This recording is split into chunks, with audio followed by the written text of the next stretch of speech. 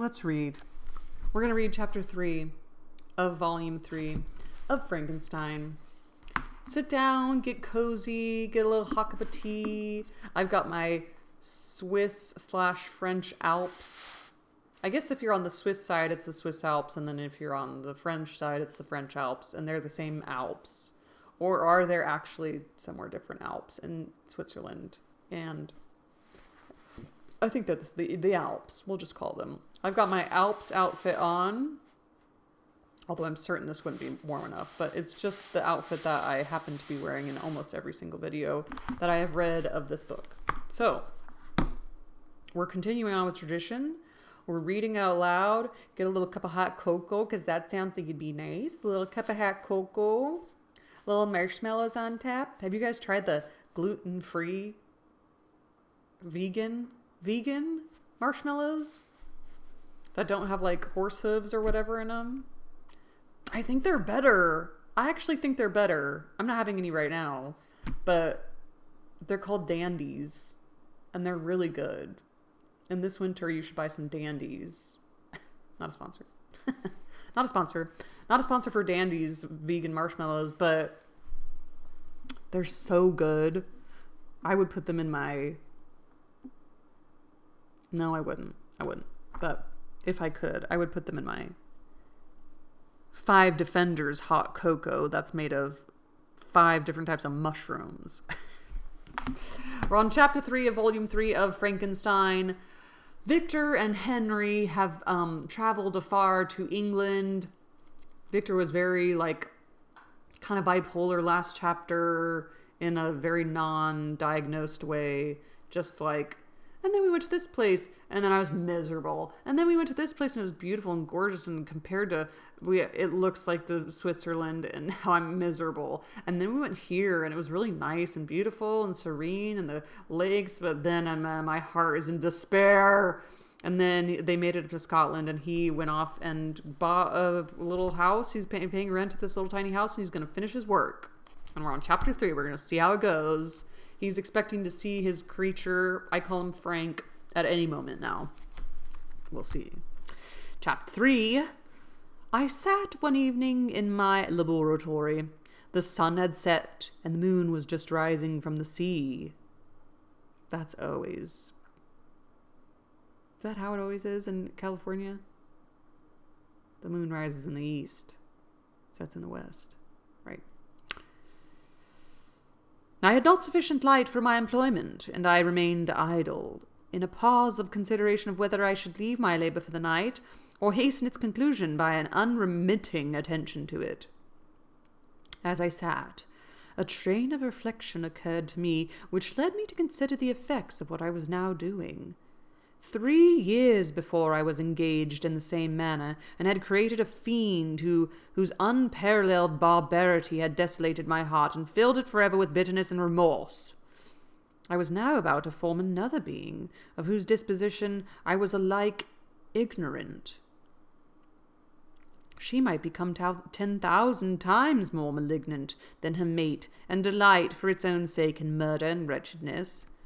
But he wasn't like that in the beginning, and he told you that. Okay, I'm getting really upset at Victor.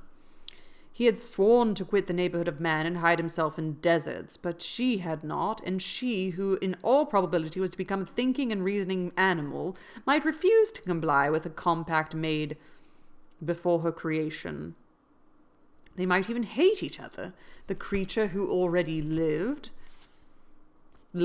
his own deformity, and might he not conceive a greater abhorrence for it when it came before his eyes in the female form?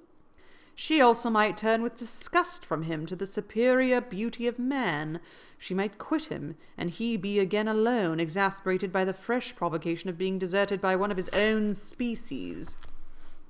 Wow. Even if they were to leave Europe and inhabit the deserts of the New World, yet one of the first results of those sympathies for which the demon thirsted would be children, and a race of devils would be propagated upon earth, who might make the very existence of species of man a condition precarious and full of terror. Had I a right, for my own benefit, to inflict this curse upon everlasting generations? I had before been moved by the sophism of the being I had created, I had been struck senseless by his fiendish threats. But now, for the first time, the wickedness of my promise burst upon me. I shuddered to think that future ages might curse me as their pest, whose selfishness had not hesitated to buy its own peace at the price, perhaps, of the existence of the whole human race. I trembled, and my heart failed within me, when on looking up I saw, by the light of the moon, the demon at the casement. A ghastly grin wrinkled his lips as he gazed on me, where I sat fulfilling the task which he had allotted to me. Yes, he had followed me in my travels. He had loitered in forests, hid himself in caves, or taken refuge in wide and desert heaths. And he now came to mark my progress and claim the fulfillment of my promise. As I looked on him, his countenance expressed the utmost extent of malice and treachery. I thought with a sensation of madness on my promise of creating another like him, and trembling with passion, tore to pieces the thing on which I was engaged. The wretch saw me destroy the creature on whose future existence he depended for happiness, and with a howl of devilish despair and revenge, withdrew. So he had like a being on the table and he tore it to pieces? Whoa. I left the room and locked the door, okay. Locking the door, made a solemn vow to my own heart never to resume my labors, and then with trembling steps I sought my own apartment. I was alone. None were near me to dissipate the gloom and relieve me from the sickening oppression of the most terrible reveries. Several hours passed, and I remained near my window, gazing on the sea. It was almost motionless, for the winds were hushed, and all nature reposed under the eye of the quiet moon. A few fishing vessels alone specked the water, and now when the gentle breeze wafted the sounds of voices as the fishermen called to one another. I felt the silence, although I was hardly conscious of its extreme profundity, till my ear was suddenly arrested by the paddling of oars near the shore, and a person landed close to my house. In a few minutes after, I heard the creaking of my door, as if someone endeavored to open it softly. I trembled from head to foot. I felt presentiment.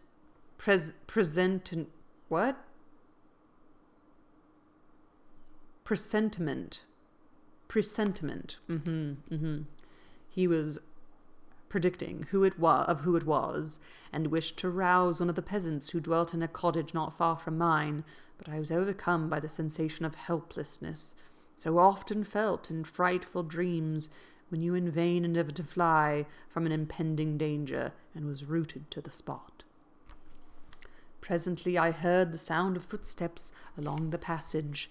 The door opened, and the wretch whom I dreaded appeared. Shutting the door, he approached me and said, in a smothered voice, "You have destroyed the work which you began. What is it that you intend? Do you dare to break your promise? I have endured toil and misery. I left Switzerland with you. I crept along the shores of the Rhine, among its willow islands, and over the summits of its hills. I have dwelt many months in the heaths of England, and among the deserts of Scotland." Are there deserts in Scotland? "I have endured incalculable fatigue and cold and hunger. Do you dare destroy my hopes?" "Be gone! I do break my promise. Never will I create another like yourself, equal in deformity and wickedness."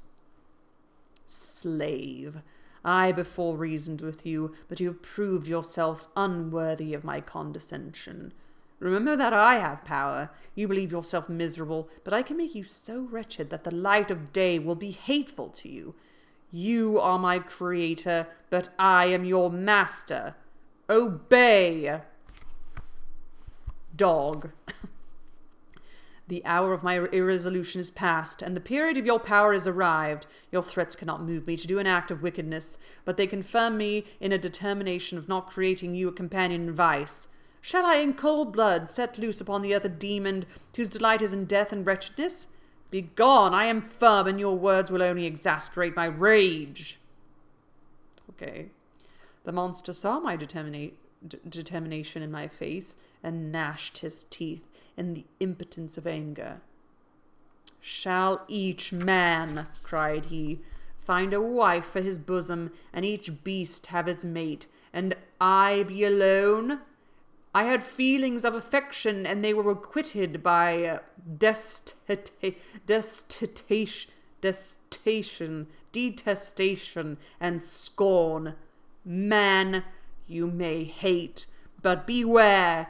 Your arrows will pass in dread and misery, and soon the bolt will fall, which must ravish from you your happiness forever. Are you to be happy, which I grovel in the intensity of my wretchedness? You can blast my other passions, but revenge remains. Revenge, henceforth, dearer than light or food.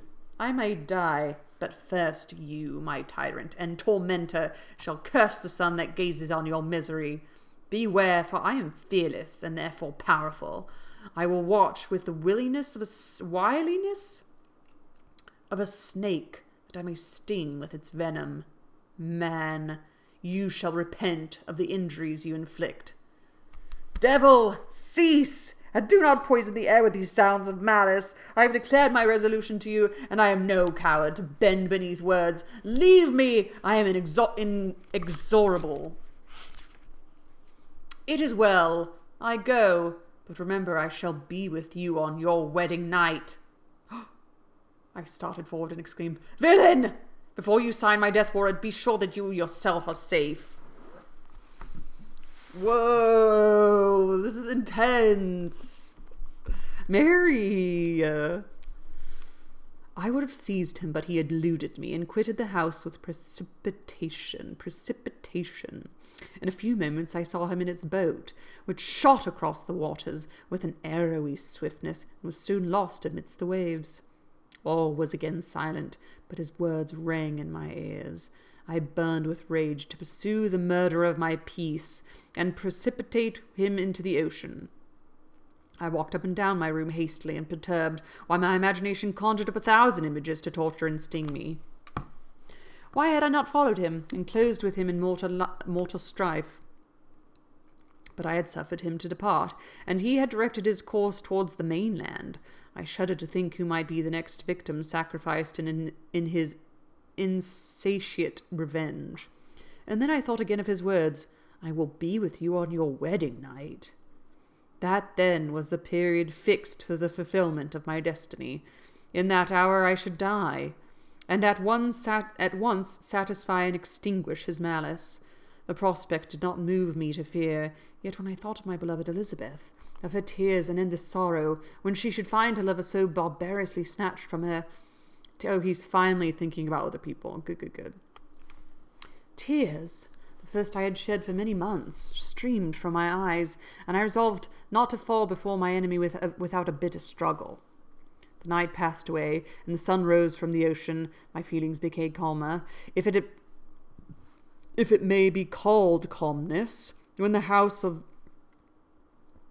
violence of rage sinks into the depths of despair. I left the house, the horrid scene of the last night's contention, and walked on the beach of the sea, which I almost regarded as an insuperable barrier between me and my fellow creatures. Nay, a wish that such should prove the fact stole across me. I desired that I might pass my life on that barren rock, wearily, it is true, but uninterrupted by any sudden shock of misery. If I returned, it was to be sacrificed, or to see those whom I most loved die under the grasp of a demon who I myself had created. I walked about the isle like a restless spectre, separated from all it loved, and miserable in the separation. When it became noon, the sun rose higher, I lay down on the grass and was overpowered by a deep sleep. I had been awake the whole of the preceding night. My nerves were agitated, and my eyes inflamed by watching and misery. The sleep into which I now sunk refreshed me, and when I awoke, I again felt as if I belonged to a race of human beings like myself, and I began to reflect upon what had passed with greater composure. Yet still the words of the fiend rung in my ear like a death knell. They appeared like a dream, yet distinct and oppressive as reality. The sun had far descended, and I still sat on the shore, satisfying my appetite, which had become ravenous, with an oaten cake, when I saw a fishing boat land close to me, and one of the men brought me a packet. It contained letters from Geneva, and one from Clerval, entreating me to join him. He said that he was wearing away his time fruitlessly where he was, that the letters from friends he had formed in London desired his return to complete the negotiation they had entered into for his Indian enterprise. He could not any longer delay his departure, but as his journey to London might be followed, even sooner than he now conjectured, by his longer voyage, he entreated me to bestow as much of my society on him as I could spare. He besought me, therefore, to leave my solitary isle and to meet him at Perth, that we might proceed southwards together. This letter in a degree recalled me to life, and I determined to quit my island at the expiration of 2 days. Yet before I departed, there was a task to perform on which I shuddered to reflect. I must pack up my chemical instruments, and for that purpose I must enter the room which had been the scene of my odious work, and I must handle those utensils, the sight of which was sickening to me.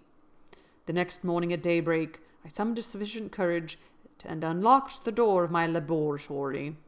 The remains of my half-finished creature, whom I had destroyed, lay scattered on the floor, and I almost felt as if I had mangled the living flesh of a human being. Well, you did. Well, actually, you did.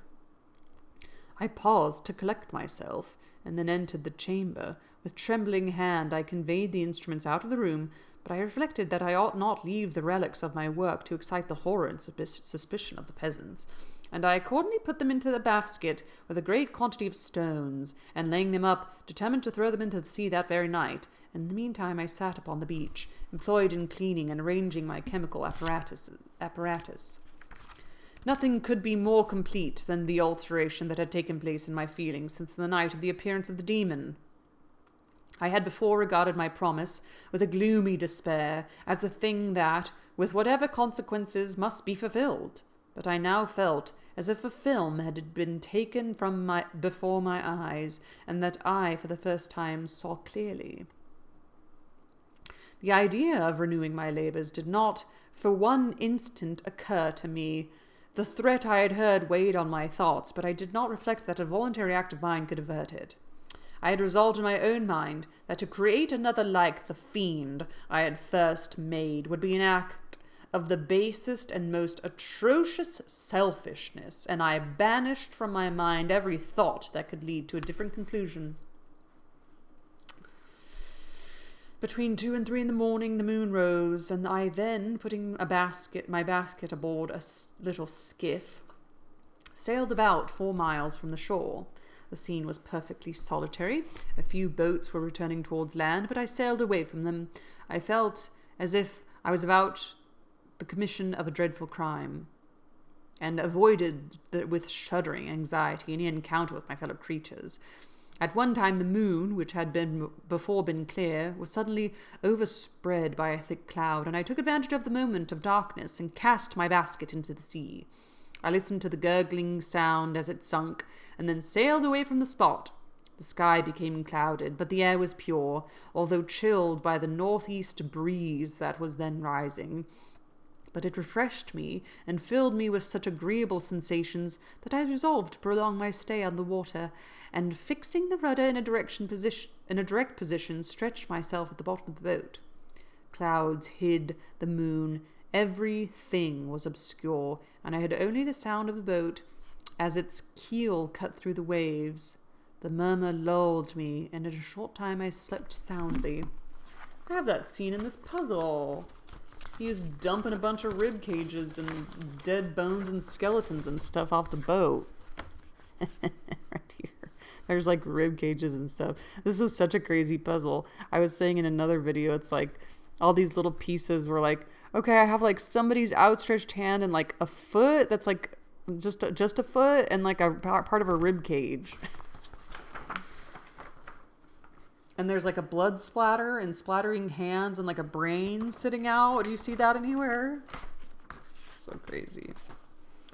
I did not know how long I remained in this situation, but when I awoke I have found that the sun had already mounted considerably. The wind was high, and the waves continually threatened the safety of my little skiff.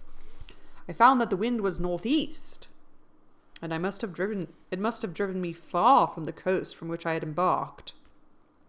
I endeavored to change my course, but quickly found that if I again made the attempt, the boat would be instantly filled with water. Thus situated, my only resource was to drive before the wind. I confess that I felt a few sensations of terror. I had no compass with me, and was so slenderly acquainted with the geography of this part of the world that the sun was of little benefit to me. I might be driven into the wide Atlantic, and feel all the tortures of starvation, or be swallowed up in the immeasurable waters that roared and buffeted around me.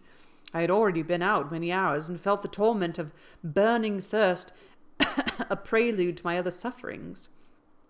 I looked on the heavens, which were covered by clouds that flew before the wind, only to be replaced by others. I looked upon the sea. It was to be my grave. "Fiend!" I exclaimed, "your task is already fulfilled." I thought of Elizabeth, of my father, and of Clerval, all left behind, on whom the monster might satisfy his sanguinary and merciless passions. This idea plunged me into a reverie, so despairing and frightful that even now, when the scene is on the point of closing before me forever, I shudder to reflect on it.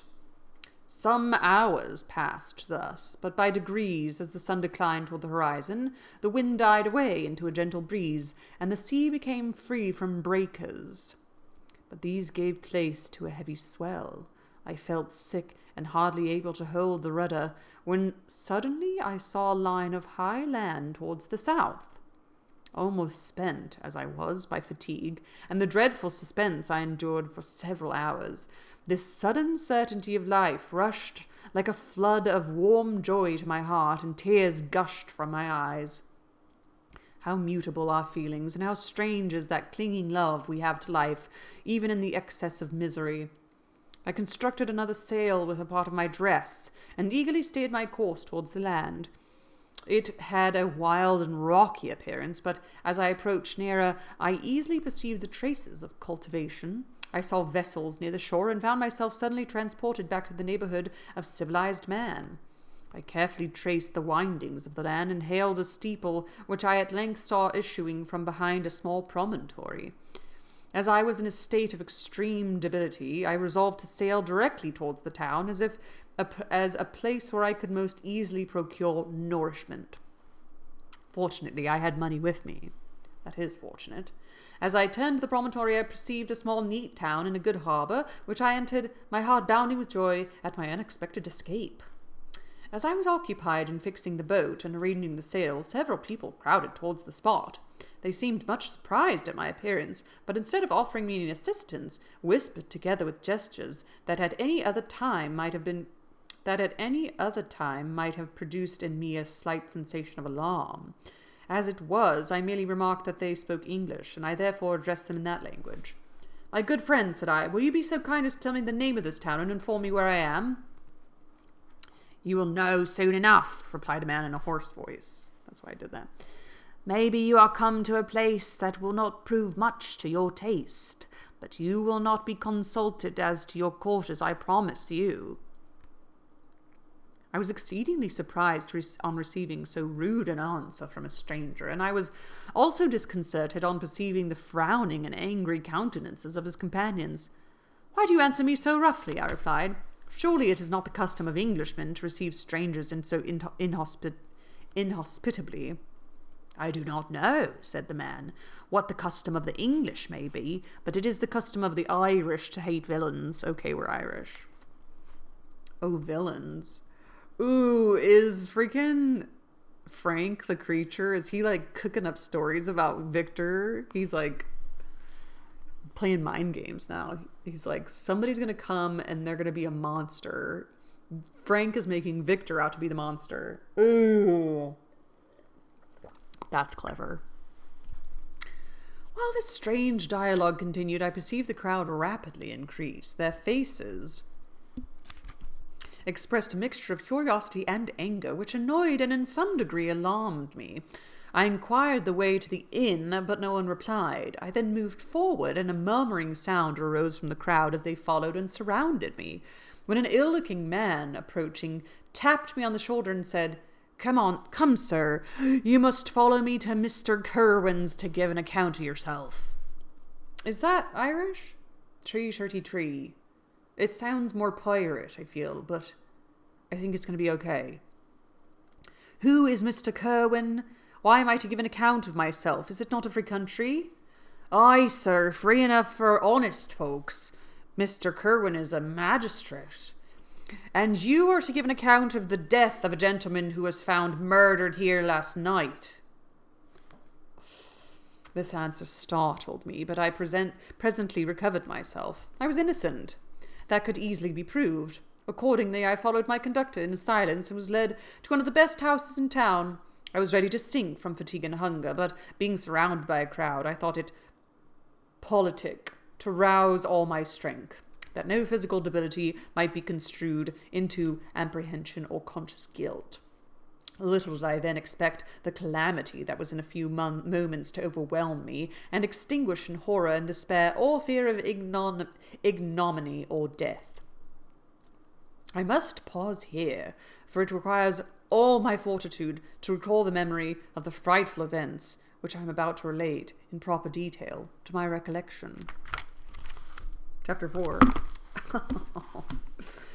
She put a pause where the character paused, and it's a whole next chapter. This book is so good. It's definitely not Jane Austen. We are so far away from Jane Austen, but it's exactly the same time. And this person wrote this when she was a teenager, and Jane Austen wrote like Sense and Sensibility when she was a teenager. And it's so funny how different it is, and I love this so much, and it's so much fun. Am I a sci-fi girl? I might be a sci-fi girl. I might not be as much of a rom-com reader as a sci-fi reader. But I do like watching, rom-coms and stuff. And I don't think that we need to like normalize not calling Jane Austen, not calling those rom-coms. Because I think, well, maybe it is like the true definition of a rom-com. Because it was funny and satirical, but it was also like romantic. She was the originator of rom-coms. Wow. Join me next time for chapter 4 of volume 3 of Frankenstein. This is such a good book. I'm stoked to be reading this. Okay. Happy reading. Ta-ta.